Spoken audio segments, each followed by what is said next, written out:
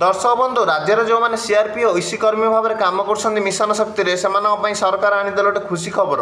खूब शीघ्र सीआरपी और ईसी कर्मचारी को मिलवाक जाऊँगी बहुत बड़ खबर। तेज सीआरपी और ईसी कर्मचारी मानकर दरमार वृद्धि घटी 8,000 टଙ୍କା होगा जाऊँगी मिलूँ सूचना। तेज सीआरपी और ईसी कर्मचारी कौन रही बड़ खबर जानापी भिडियो शेष पर्यंत जमी देखूँ। दर्शक बंधु राज्य में मिशन शक्ति अधीन में कम कर सीआरपी और ईसी कर्मचारी मैंने बहुत दिन आंदोलन कर दरमार वृद्धि घटुना। राज्य आगक पंचायत इलेक्शन अच्छी तेणु सबुआड़ जमापड़ी राज्य में खूब शीघ्र सीआरपी और ईसी कर्मचारी दरमार वृद्धि होगा जाऊँगी। सीआरपी और ईसी कर्मचारी कौन से दाबी एपर्यंत पूरण होना।